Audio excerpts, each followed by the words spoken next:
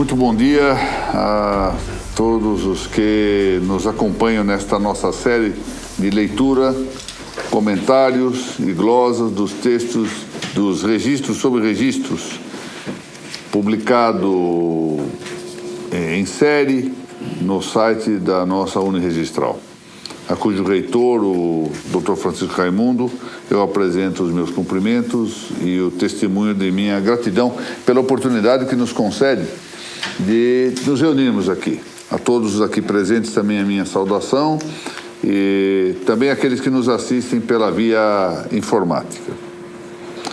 Antes de começar a nossa exposição de hoje, eu quero indicar aqui a consideração de todos um preito pela morte do Dr. Rubens Francês, irmão do nosso registrador de imóveis aqui em São Paulo, Dr. Bernardo Oswaldo Francês, que é meu irmão dele, faleceu ontem. Eu indico aqui a minha solidariedade à família e, em particular, ao Dr. Bernardo, de quem todo mundo sabe, sou particular amigo. É um amigo muito estimado. Há quase 4 décadas é meu amigo. Muito bem. Na aula de hoje, ao final da exposição de hoje, vamos sortear, como de hábito, 2 livros. O primeiro deles é esta, não deveria chamar Suma Gramatical da Língua Portuguesa, deveria chamar-se Maravilha Gramatical da Língua Portuguesa, deste grande autor, que é um grande filósofo e conhecedor de gramática, o professor Carlos Noguet. Esse livro será sorteado para todos aqueles que, durante a nossa exposição, compartilharem a explanação publicamente, ou seja, vão ao Facebook e compartilham para o público em geral, e mais os aqui presentes, entre os quais se encontra a doutora Amanda Gil, que hoje faz aniversário, como todos sabem. Além disso, vamos sortear ao final da nossa exposição também esse trabalho, O Prazer de Pensar. E esse livro será sorteado para aqueles que estão inscritos na base da educação à distância da Uniregistral.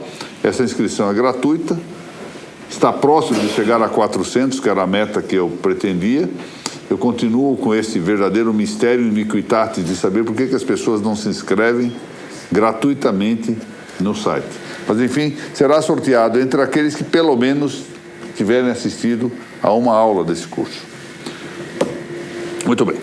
Vamos ao registro sobre o registro número 48, que trata deste longo princípio da legalidade, sobre o qual eu já mandei ontem para a Uniregistral o registro sobre o registro número 67, quero crer. Ainda tratando, 68 já, ainda tratando do princípio da legalidade. Portanto, é algo muito vasto. Bom, começamos aqui esse tema. Isto me remete a uma coisa, sem mínima vanglória, bem ao contrário, mostrando exatamente as dificuldades que creio que não só eu, mas muitos de nós temos com esse tema. Isso põe à mostra como estamos efetivamente estudando com alguma profundidade esta matéria. Eu penso que o tema do princípio da legalidade no campo do registro nunca mereceu tantas páginas como estamos tratando aqui. Resta saber se o que eu estou dizendo é certo. Isso é outra história. Mas, enfim, estamos tentando.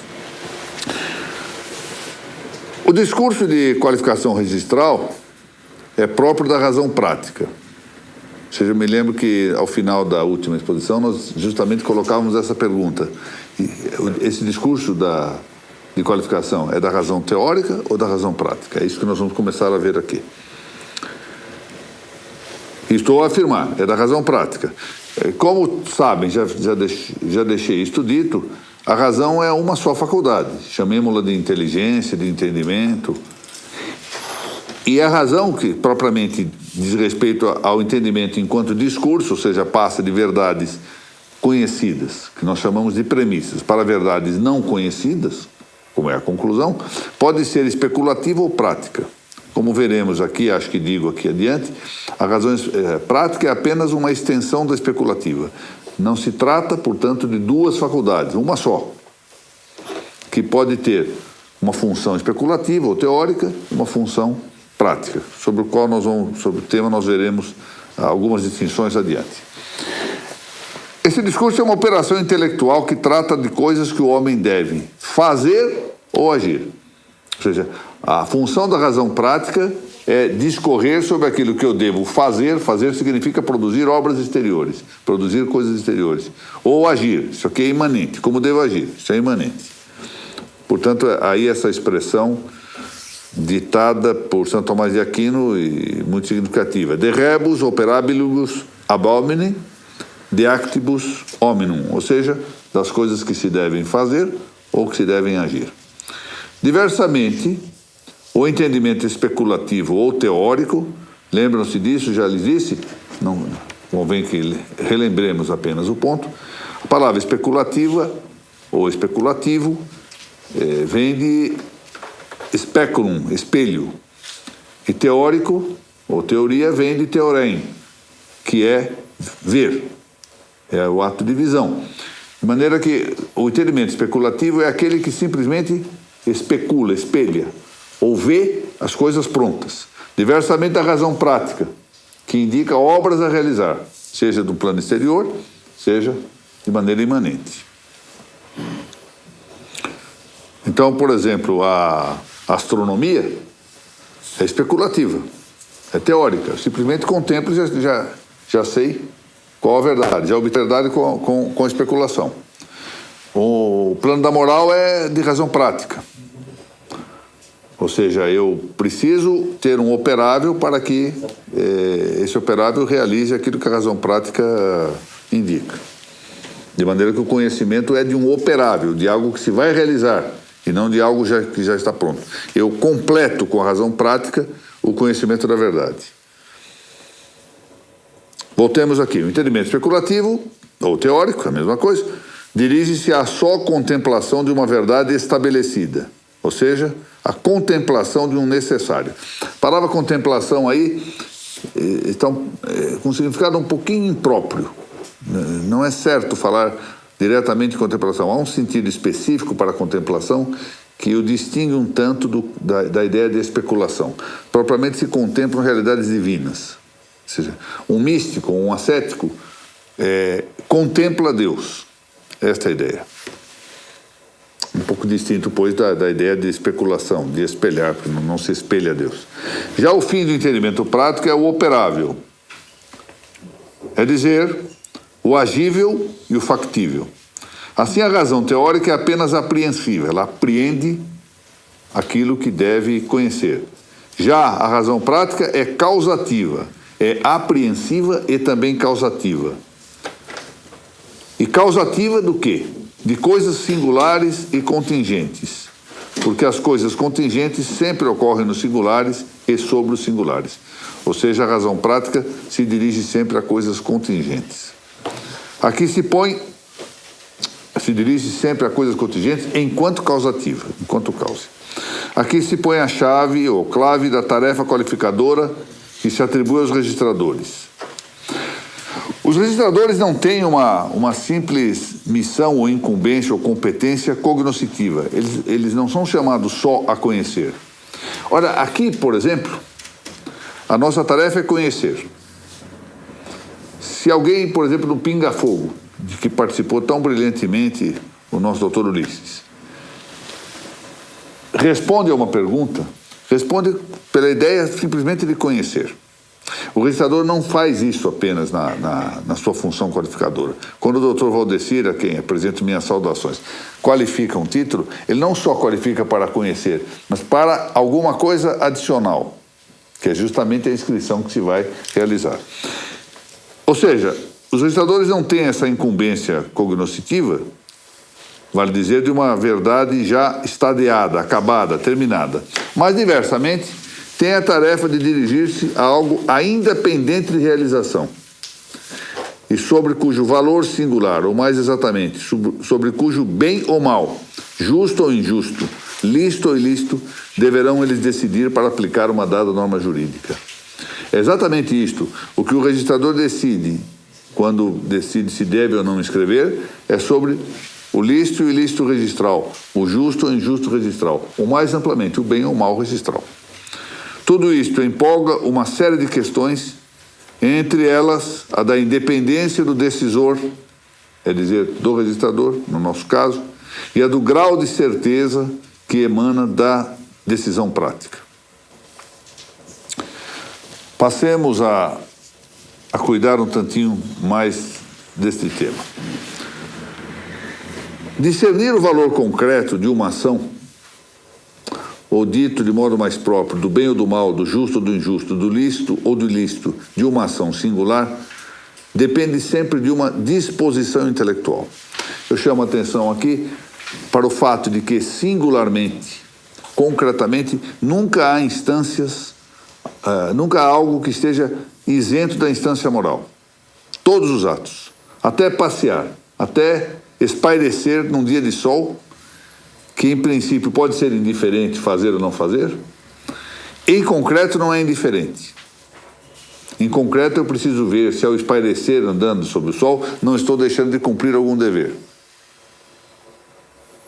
Se estou fazendo isto efetivamente para espairecer ou se tenho algum intento maléfico, maligno, oculto que possa estar embutido e, de algum modo, maculando esse espairecimento aparente.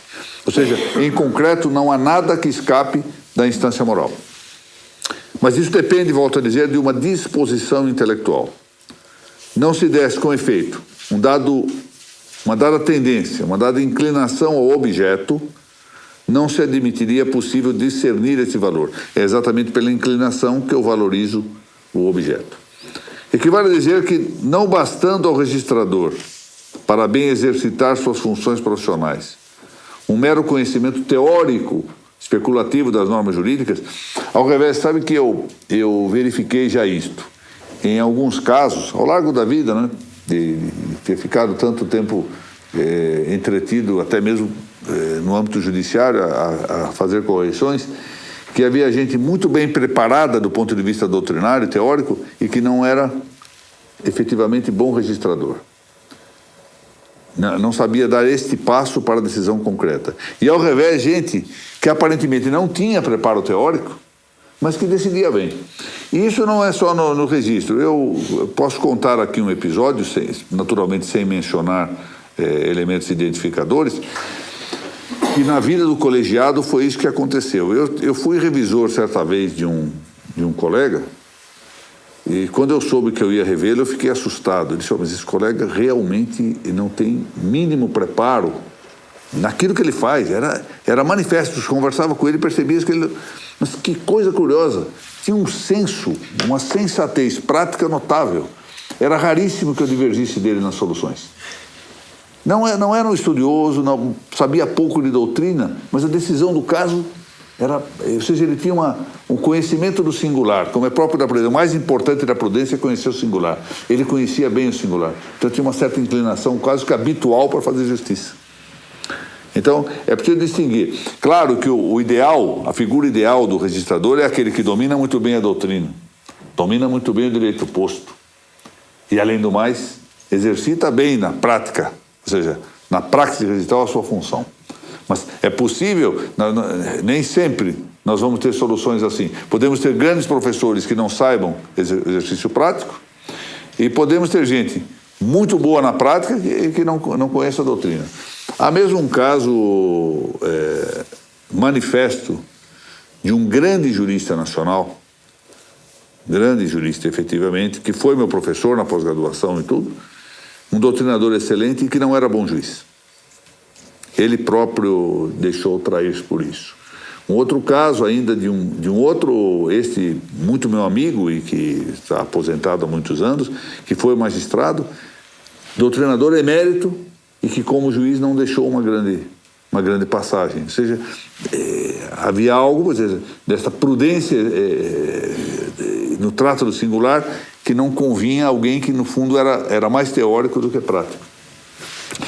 Bom, equivale a dizer, pois que não bastando ao registrador para bem exercer as suas funções profissionais um simples conhecimento teórico das normas jurídicas, porque ele tem a atribuição de julgar se um título individuado, concreto, pode ser em sua singularidade inscrito nos livros do ofício imobiliário, De maneira que é necessário possua o registrador uma disposição do entendimento, ou seja, uma inclinação de ordem intelectual para o exercício desta arte de julgar. Lembremos-nos aqui uma passagem muito interessante de José Castantobenhas, a quem eu tenho várias vezes feito referência aqui nas nossas explanações. Castantobenhas, que foi presidente da Suprema Corte da Espanha, tem obras especialmente sobre direito notarial no nosso campo, escreveu sobre muitos assuntos, sobre filosofia do direito, sobre direito civil, tem mesmo um longo curso de direito civil, um tratado de direito civil, mas escreveu especificamente sobre direito notarial. E ele se queixava, isso estamos falando de meados do século passado, se queixava de que o vício da magistratura, e isso empolga também a magistratura da paz jurídica, a magistratura da concórdia, que é exercida pelos registradores e notários, era uma certa resistência, preguiça ou negligência na diagnose do fato. Ele dizia, falta el diagnóstico delectio. Ou seja, as pessoas tinham preguiça ou negligenciavam o exame do fato e julgavam por estruturas doutrinárias prévias, representando um apriorismo e idealismo.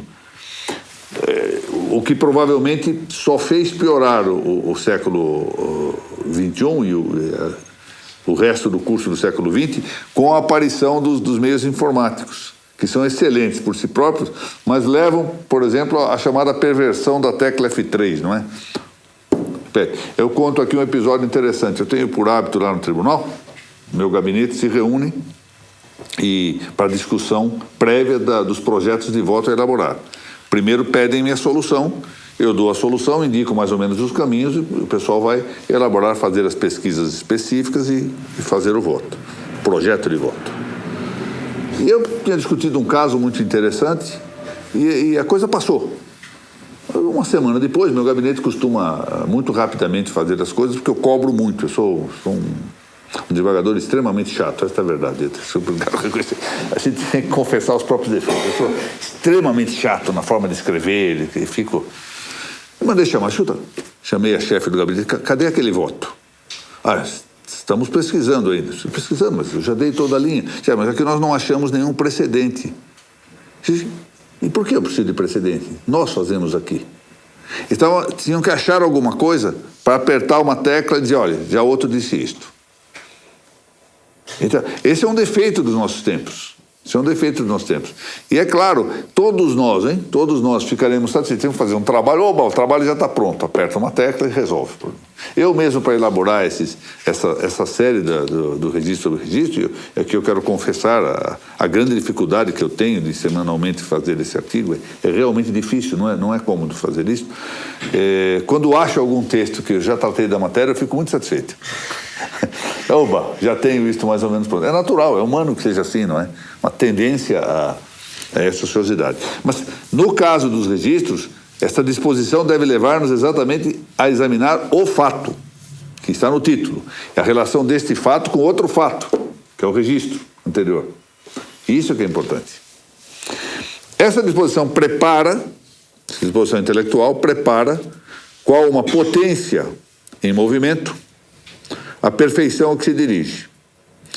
E, com sua reiteração, 1, 2, 3, 100, 200, 500, 1000 vezes, ela conclui em formar o que os gregos chamavam de frônesis. Frônesis tanto significa sabedoria, como, parece-me que mais exatamente, prudência. Os romanos chamavam exatamente assim, prudência. É dizer um hábito, e hábito virtuoso, virtude, uma das 4 cardeais. Como sabem, as virtudes são em número muito elevado. Deixando de lado as 3 teologais, as cardeais são 4, e há em torno delas várias virtudes anexas, não vamos mencioná-las aqui. Mas a prudência, a justiça, a fortaleza e a temperança são as 4 virtudes cardeais. E a prudência é, destas 4, a única delas que é formalmente intelectual. Em que consiste o hábito? O hábito permite, por assim dizer, solidar as disposições. Solidamos as disposições. Fazemos isto com tanta repetição, repetimos tantas vezes os atos, que depois de um certo tempo aquilo se transforma de uma maneira muito sólida, com uma disposição, uma inclinação muito fácil de cumprir, muito rápida. Estamos prontamente dispostos a realizar aquilo. Por exemplo, se temos o hábito de toda manhã caminhar, meia hora, começamos a fazer isso, depois de um certo tempo aquilo está de tal modo que fazemos com uma certa facilidade. Se outro, sei lá, o caso da doutora Amanda, toca piano, ela tem muito mais facilidade para esse movimento do que, evidentemente, eu com os meus dedos anquilosados já. Claro. O hábito de escrever é isto. Eu me lembro que uma das minhas filhas, minha filha mais velha, vinha, depois de ter mexido muito com o processo dos primeiros tempos da advocacia dela, falava, pai, eu não estou encontrando a solução. Eu bati o olho, mas isso aqui está assim. E ela ficava brava. Você nem olhou e você descobriu uma coisa que eu estou... Falei, mas é que eu tenho esse hábito, já estou de tal modo habituado que a gente bate o olho e vê onde está o problema. E assim ocorre com os registradores que têm uma larga experiência. Sim, ocorre com o Dr. Mauro, por exemplo, na advocacia. Ele apanha aqueles contratos que não teríamos começado a ler desde a título lá em cima, ele bate o olho exatamente no ponto que tem que ver, que sabe que é o ponto em que costuma ocorrer problema. É a experiência, a repetição de atos que nos dá, portanto, o hábito. E a linguagem popular consagrou um aforismo que me parece muito bem. O hábito faz-se segundo a natureza. Quando nós formamos o hábito, aquilo é da própria natureza. Nós temos uma inclinação natural a repetir os atos já formados. Muito bem. Duas coisas convém de logo observar. Primeiro, que essa disposição, ou mais adequadamente, a reiteração dela, pode educar-se. Atenção para isso. A prudência pode ser objeto de educação. Aliás, nós educamos as crianças para a prudência, não é? Qual a mãe que não cuida, ou o pai que não cuida de dizer que os filhos não podem mexer com fogo, que devem aproximar-se cautelosamente do fogão, que para atravessar as ruas devem olhar dos dois lados. Não é assim? Nós educamos para... Devemos lavar as mãos antes das refeições, porque aquilo causa doença, e assim por diante. Então, nós educamos as disposições e, com isso, formamos hábitos. E a prudência jurídica pode ser objeto de educação também. Os gabinetes nos tribunais, os escreventes, os prepostos em geral dos registradores e dos notários, podem ser objeto dessa formação. Apanhamos alguém novinho, o doutor Rodrigo, quando deu os primeiros passos lá no 15º Registro de Imóveis, com o meu querido amigo doutor Oswaldo Cassaro, foi exatamente isso. Ele foi educado para a prudência de decidir. Os resultados saltam à vista com a excelência da obra que produz e do grande registrador que é. Educação da prudência. Em um determinado momento não sabia o que fazer.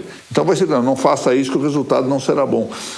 Eu me lembro quando eu fui para o Alçada Criminal, devo muitíssimo a prudência do meu querido amigo, hoje já aposentado, o desembargador Zé Elias Ábice, que era um homem experimentado e que dizia dos meus votos, olha, isso aqui está muito bem teoricamente, mas veja o resultado que vai dar lá na frente. É isso não dá certo. Ele tem toda a razão. Faltava uma experiência, a prudência adequada para julgar no campo criminal. Então, todos nós podemos ser educados na prudência. O hábito, por outro lado, como eu já acabei de dizer, connaturaliza as operações a que corresponde. Connatural significa algo que está de tal modo ligado à nossa natureza que nós fazemos aquilo quase que ao modo espontâneo. Podemos falar uma quase espontaneidade de ação. É possível, pois, educar a prudência registral e, com isso, permitir a mais pronta e fácil operação a que destina. A prudência é um hábito formalmente intelectual, como eu disse, mas pela matéria, quer dizer, um hábito intelectual, um hábito que reside na inteligência, reside no entendimento e não na vontade. Diversamente, a justiça, fortaleza e a temperança residem na vontade, por isso são virtudes, essas três últimas, não cognitivas, ao passo que a prudência é cognitiva. A prudência, aliás, é aquela que indica os meios para que a fortaleza, a justiça e a temperança possam cumprir-se. Portanto, a prudência é um hábito que repousa ou radica na inteligência. Por isso que se diz que ela é formalmente intelectual. Mas pela matéria, como ela guia as demais virtudes, portanto, é a matéria a que ela se refere, ou como se diz numa expressão clássica, matéria tirca quam, admite-se que seja, sob certo aspecto, uma virtude moral. Ora bem, as virtudes morais adquiridas, eu falo das adquiridas porque há virtudes morais infusas. As virtudes morais adquiridas demandam repetição de atos. Em nosso quadro, exigem a experiência registral. Já era a lição de Aristóteles a de que os jovens podem ter muitas virtudes, mas entre elas não tem a da prudência, exatamente porque esta, a prudência, reclama sempre a repetição de atos, a reiteração de atos, a experiência. É isto, repetição de atos.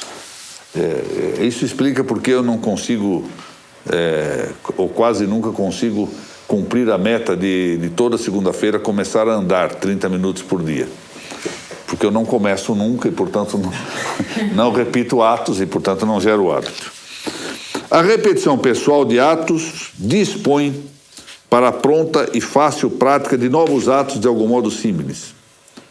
Porque essa repetição grava uma qualidade na correspondente potência humana, seja na inteligência, seja na vontade, seja no apetite sensitivo.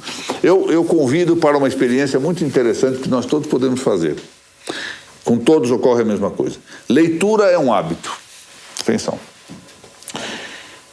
Uma pequena interrupção no hábito incrementa esse hábito. É interessante. Parece dar razão à ideia que é bíblica de que o sétimo dia foi feito para o descanso. Se lemos ou estudamos 6 dias, o descanso no sétimo dia favorece a que no dia posterior nós estejamos com o hábito incrementado, aumentado, temos mais facilidade, curiosamente isto. Então, pequenas interrupções no hábito levam a incrementá-lo. Diversamente, uma interrupção mais vasta leva a que nós retrocedamos no hábito. O exemplo é muito interessante. Quando nós fazemos uma viagem, especialmente no meu caso, viajando com a família, eu tenho mais dificuldade de, durante a viagem, ficar lendo. Minha família ainda não entendeu que é melhor eu ficar lendo em vez de visitar monumentos, sobretudo lojas, não é? Sabe, eu tenho 3 filhas e mais a minha mulher, então são que pensam que o uso de cartão de crédito no exterior é compulsório. Então, claro, natural, perfeitamente natural, e claro, eu não vou ficar, nesta hora eu não vou ficar lendo mesmo, saio para passear para ver a realidade, como deve ser. E como devem ser as férias devem ser isto, ou seja, fazer algo que não é habitual fazer. Na volta, eu não consigo ter o mesmo ritmo de leitura que tinha quando tinha saído em viagem. E a mesma coisa se passa com todo mundo que tiver um aumento maior de tempo para que pare um determinado hábito. E isso se dá também com leitura de livros e idiomas que não nos são idiomas nativos. Ou seja, quem lê em outro idioma precisa efetivamente ir ganhando cada vez mais, ou seja, habituar-se a essa leitura. Do contrário, tem mais dificuldade para ler. Quando se para algum tempo de ler em um idioma, depois na volta há uma certa complicação, porque nós nos desabituamos. Isso quer dizer que nós, de algum modo, quebramos o vínculo de connaturalidade entre o que fazemos e o nosso próprio ser. Portanto, é isto. É preciso reiterar, repetir atos. Essa repetição pessoal, portanto, corresponde ou grava uma qualidade na potência humana correspondente, seja na inteligência, seja na vontade, seja no apetite sensitivo. Tal como se a reiteração de um molde em determinada matéria fizesse com que ela estivesse crescentemente mais disposta, com prontidão e facilidade a receber esse molde. Ou seja, vamos pensar num castelo de areia, ou não, um baldinho de areia, vai. É como se a areia estivesse cada vez mais propícia para receber esse molde. Porque nós repetimos de tal modo, no nosso caso, porque temos inteligência e a nossa vontade está de algum modo iluminada pela inteligência, nós nos propiciamos a fazer com mais facilidade isso, porque a matéria está mais pronta. A experiência da semelhança prática ou similitude ou repetição de atos semelhantes faz com que se gere uma qualidade ou hábito semelhante que pode incrementar-se extensivamente. Quer dizer extensivamente, eu vou abarcar maior número de objetos, por exemplo, o alargamento da ciência. Interessante isso, quanto mais eu estudo, mais capacidade tenho para estudar. Quanto mais eu aprendo, além de eu compreender quanto me é dura a ignorância, como há mais coisas que ignoro, eu tenho mais capacidade de alargar a minha ciência. Isso é, portanto, um aumento extensivo do hábito. Além disso, pode ser intensivo, ou seja, quanto mais eu vou praticando, mais e mais vou fazendo com perfeição crescente. Para os que tocam instrumentos musicais, isto é de uma evidência palpável, não é? Nós temos aqui, além de uma grande executora em piano, o grande violonista da casa, que é o Conde Júlio, que é um grande violonista. Pois então, o hábito pode incrementar-se extensiva e intensivamente. A esse propósito, por exemplo, dizia outro dia o professor, um jovem ainda, tem 30 e poucos anos, William Bottazini, lá de Pouso Alegre, que ele estudava ao mesmo tempo 17 idiomas. Se a coisa melhor para conhecer um idioma é estudar muitos ao mesmo tempo. Ou seja, ele vai extensivamente se habituando a estudar os idiomas e vai comparando intelectualmente e vai aprendendo todos ao mesmo tempo. Ele fala 29 idiomas. Mas confessou com humildade que 4 ou 5 ele não fala como idioma nativo. É uma capacidade, é uma vocação especial. Não tentarei eu fazer essa experiência, por óbvio. E jovem, a capacidade, não, exatamente. Bom, então, muito bem, nós podemos educar o hábito, podemos educar a prudência registral, e isto poderá ser incrementado ou aumentado tanto extensivamente, maior número de objetos, quanto intensivamente, aprofundando. Isso quer dizer, horizontal e verticalmente. Mas de modo pontual, o que é a prudência? Essa é a pergunta que nós temos que fazer. Quid est prudência? Eu queria contar-lhes uma coisa aqui antes de prosseguir, eu não quero tomar muito tempo dos senhores com isso, e esses traumas biográficos não têm normalmente muito interesse. Mas é para mostrar a dificuldade. Eu estudei o tema da prudência jurídica durante cerca de 20 anos, a partir de 1990, 91, quando eu comecei a estudar esse assunto, guiado pelo meu mestre José Pedro Galvão de Souza, que me indicou a necessidade de estudar esse tema. E continuei estudando ao longo do tempo. Comprei tudo que podia comprar acerca do assunto, e nesses 20 anos eu nunca tive coragem de escrever sobre isso. Escrevi pequenos artigos, pontos isolados, mas nunca pensei em escrever um livro. E se cheguei a escrever o livro Prudência Notarial, que alguns conhecem, foi porque convencido de que, primeiro, eu poderia ajudar a tentar colocar uma pedrinha num renascimento que eu desejava do direito notarial, dos estudos do direito notarial, cientificamente. E também porque o melhor livro que eu havia conhecido sobre prudência, que é o livro de Santiago Ramírez, é um livro que está esgotado, está em espanhol, com longas citações em latim. Provavelmente o leitor brasileiro médio não acederia a esse livro. Então eu achei que eu podia fazer uma obra de menor porte, como de fato é o meu livro, de muito menor porte, e ousei escrever. É um tema difícil. E eu continuo tendo ainda dificuldades, o que não fala bem do meu intelecto, mas é a realidade. 20 e tantos anos depois de ter começado a estudar esse assunto, eu continuo entendendo que a matéria é muito complexa. Mas vamos a isso. O que é a prudência? George Kalinowski, que é um grande autor polonês, pensador do direito, da moral, da lógica, morreu no ano 2000. Ao tratar da prudência em um pequeno, mas interessante estudo chamado Aplicação do Direito e Prudência, tomou por ponto de partida o fato de que todos conhecemos pessoas prudentes e pessoas imprudentes. Nós sabemos disso. No dia a dia, nós dizemos, esse é um imprudente, olha o que faz. Não é assim? Na linguagem trivial nós temos esse conceito. E é da estimativa e da linguagem ordinárias que, digamos, das primeiras, que elas são habitualmente prudentes. Ou seja, que delas sempre parecemos esperar que tenham agido ou ajam de modo natural, rotineiro, fácil, prontamente, como deveriam mesmo ter agido ou devam de fato agir. Sabemos que ele se comporta sempre com prudência. Então, olha, normalmente eu espero, é natural nele que haja sempre com muita prudência. Como também dizemos em outras coisas, sabemos, por exemplo, de pessoas que são educadas, é educado sempre, é naturalmente educado. Tanto que quando perde um pouco a educação, diz, olha, me surpreendeu que tenha tido um comportamento menos temperado, menos educado, porque habitualmente é educado, nunca perde a paciência. Nós dizemos isso das pessoas, não?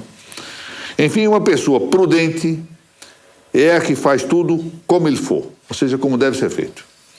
E as pessoas imprudentes, diversamente, o que nós censuramos nelas é o de que não hajam ou não tenham agido como deveriam.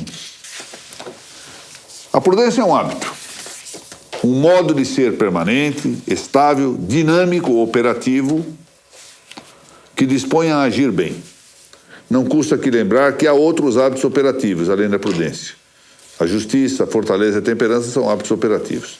Mas este agir bem supõe não apenas algum conhecimento do universal, os primeiros princípios da razão humana, senão que, e isto especialmente, conhecer a concreta situação do caso e suas circunstâncias singulares. É isto que o que caracteriza fundamentalmente a prudência, ou seja, aplicar um universal às situações singulares. E, portanto, para poder aplicar as situações singulares, precisa conhecer o singular, precisa conhecer o concreto, a que aplicar essa regra ou norma universal.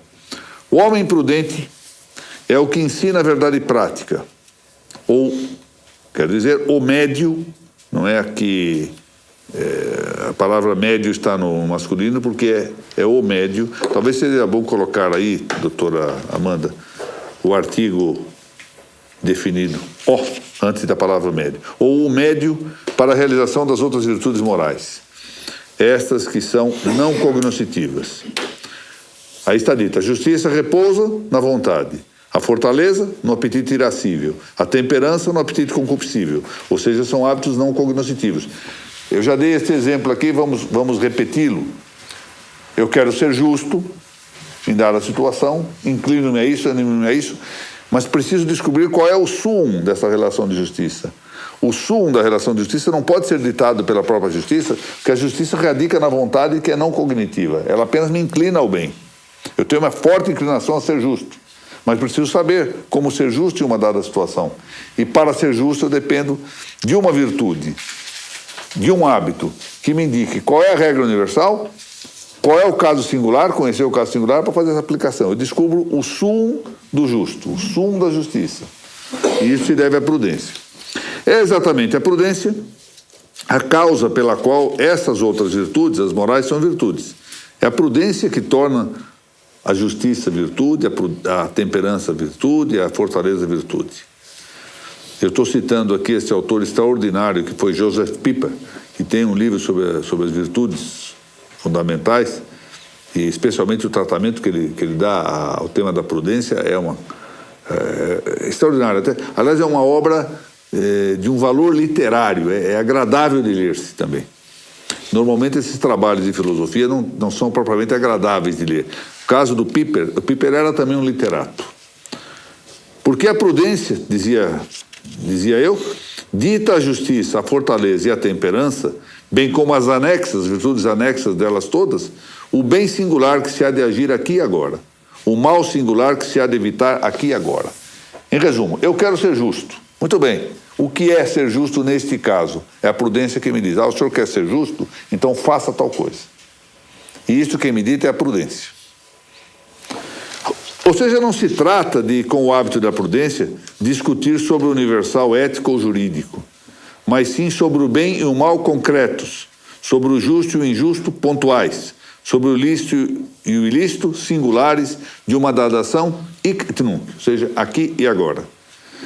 E isto o disse Leopoldo Eulogio Palacios, que é autor de um trabalho, dentre outros, de um trabalho magnífico, cuja leitura eu recomendo muito, chamado Filosofia del Saber, da editorial Gredos. É magnífico. Eu penso que essa obra só se encontra aí na Amazon ou no Bookfinder, que faz uma pesquisa ampla e apanha até alguns sebos. Mas realmente vale a pena quem queira se dedicar a um trabalho sobre o saber em geral. Diz Leopoldo Eulogio Palacios: eu quero saber qual é o bem que tenho que fazer aqui e agora. E qual é o mal que tenho que evitar neste instante. Isto é ser prudente. Não é um inquérito, uma sindicância sobre se o furto é proibido, se o homicídio é proibido. Isto não. Eu quero saber se este homicídio é proibido. Ou se está, por exemplo, acobertado por legítima defesa. se este furto é proibido ou se está acobertado, por exemplo, por uma escusa de ser famélico, para dar exemplos. Daí a existência da definição clássica de prudência, recta ratio adibilium, ou seja, a reta razão do agir concreto. Embora a prudência não dispense o conhecimento do universal, sobretudo do que lhe é ditado pela sindérese. O que é a sindérese? É o hábito dos primeiros princípios da razão prática. Depois que surgiu o meu trabalho sobre a prudência notarial, a palavra sindérese virou de moda no ambiente notarial e registrário. Eu preciso dizer isso, eu agradeço, fico muito satisfeito com isso, é um efeito, só que tem sido utilizada de maneira, com todo respeito, muito inadequada. Há pessoas que identificam a sindérese com a prudência, quando não são coisas idênticas. Muito bem, embora não haja dispensa do conhecimento universal, o conhecimento mais relevante do hábito prudencial, eu já disse há pouco isto, é a realidade concreta, a realidade agível. Piper diz, em exatas palavras, que prudente é aquele que é conforme à realidade.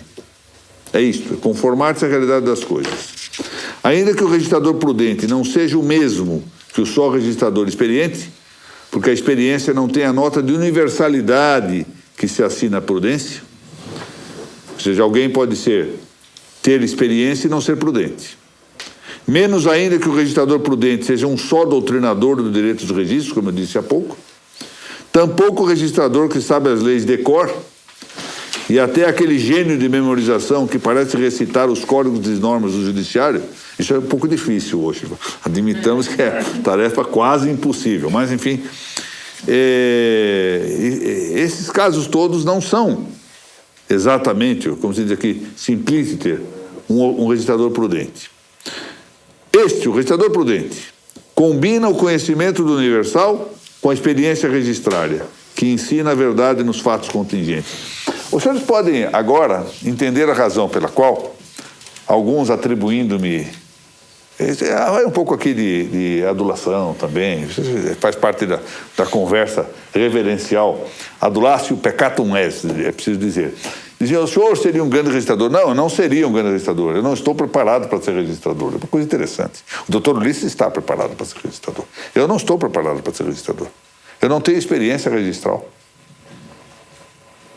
É um salto no escuro. Seria uma aventura eu ser registrador. Pode ser que me desse bem, pode ser que me desse mal. O fato de, eventualmente, consideremos isso como um suposto, eventualmente, ex-hipótese, eu conhecer um tanto a doutrina registral, eu conseguir fazer um pouquinho de exame do saber registral, não significa dizer que eu seria um bom registrador. Eu não me sinto preparado minimamente para isso, diga-se de passagem. Porque a experiência registrar ensina a verdade nos fatos contingentes. E apenas assim pode abarcar a realidade inteira, em seu plano de universalidade e no plano de sua singularidade. Notem que coisa notável, não? O que faz a prudência? Faz-nos examinar o universal, faz-nos examinar o singular e faz-nos aproximar dessas duas coisas. Pode e deve conhecer os princípios e as regras, senhores registradores, podem sim, mas, sobremodo, devem conhecer a situação do caso concreto e suas circunstâncias. Este é o ponto. Qual é o caso? Dê-me o caso e eu tentarei dar a solução. Aqui volto àquilo que mencionei antes sobre Castantobenhas. Nossos tempos têm mostrado uma certa aversão a diagnósticos de deletio. Estas são palavras conhecidas de José Castantobenhas. Sabe-se da jocosa referência à perversão da tecla F3 do programa WinWord. Sabe o que é o F3, né? Aperta, repete texto. Agora as petições, não há petição no judiciário, não há. Mas boa parte das petições vem com 150 páginas para no final dizer que não tem nada a pedir. Porque já está tudo pronto mesmo. Então, cada vez que surge um acordo mais ou menos parecido com aquele tema, junta-se nesse arquivo comum. Aperta a tecla F3, faz um sucesso maravilhoso. Algumas modas de turno nessa coisa. Hoje é esta, de fazer petições longas. Antigamente era, acho que devem lembrar-se daquilo que apareceu certa vez na revista Newsweek.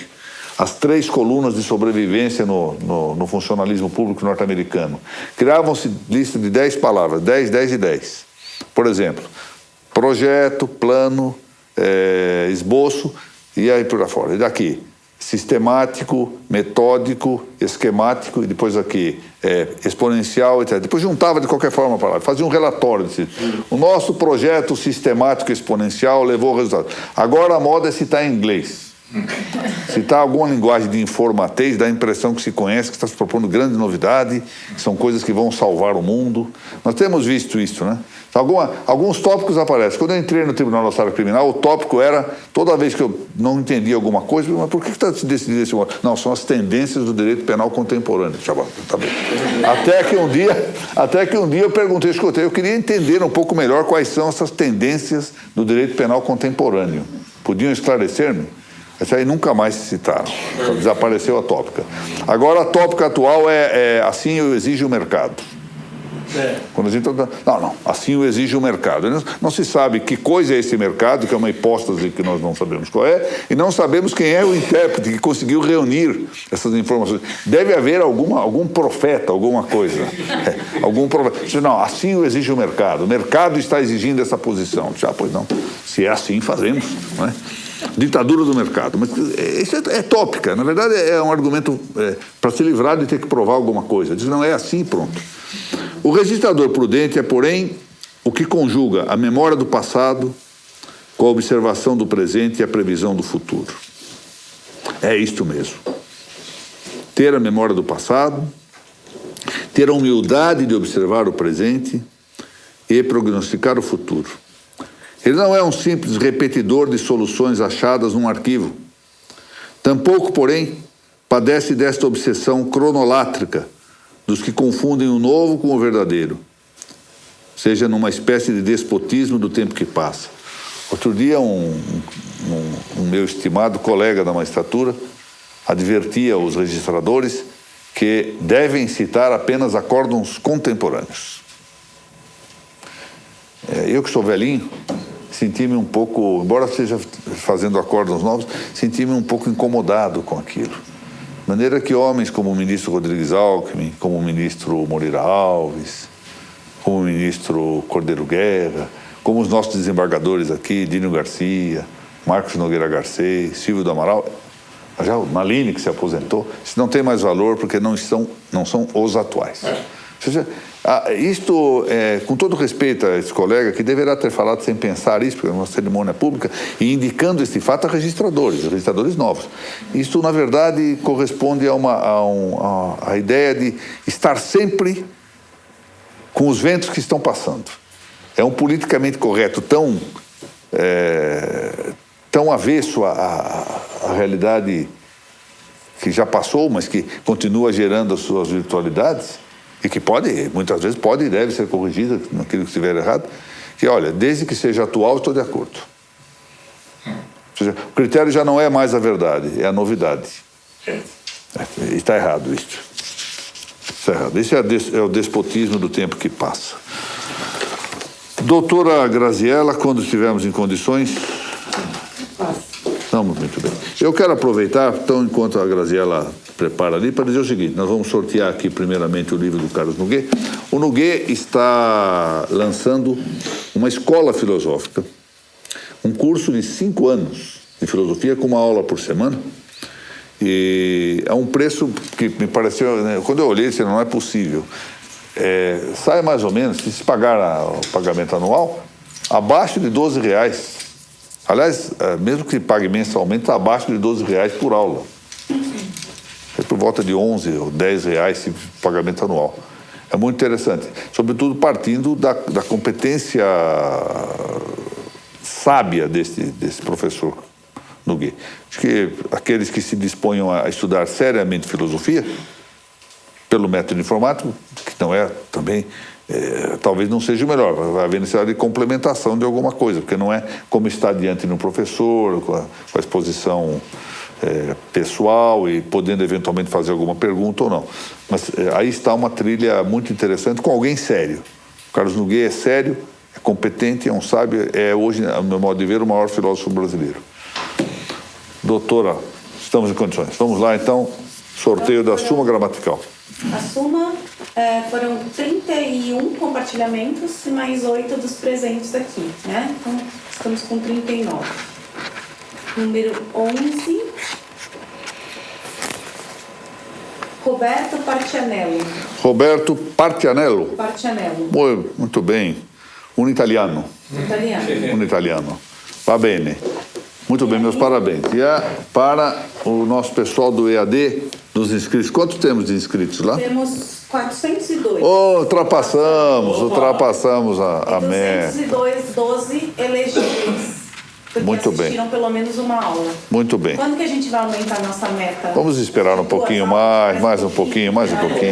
Vamos ser generosos, Então vamos lá. Entre os 212, 84. Quem é o 84? Josiane Furlaneto. Doutora Josiane Furlaneto. Essa moça tem estudado muitíssimo lá no grupo. Esse grupo não é o grupo de toda parte, né? Que estão a doutora Bernadette Leonero, a doutora Carolina Roberto, a doutora Thaís de Castelo Branco, o Fernando Palavitini. Muito bem, a doutora Nilva Costa. Gente muito boa que se dedica muito a estudar e com muito boa vontade. É um grupo de almas realmente eleitas, viu? Muito bem, meus parabéns à doutora Josiane. Eu quero, ao encerrar a nossa exposição de hoje, agradecer, parabenizar a doutora Amanda por seu aniversário, tornar a lamentar a morte do doutor Rubens Francês e ressolidarizar-me com a família do doutor Bernardo Oswaldo Francês e agradecer ao doutor Francisco Raimundo, reitor da Unirregistral, a ocasião que temos aqui de reunirmos, estendendo meus cumprimentos a todos os presentes e àqueles que nos assistem pela rede informática. Muito bem, e até a semana que vem, se Deus deixar.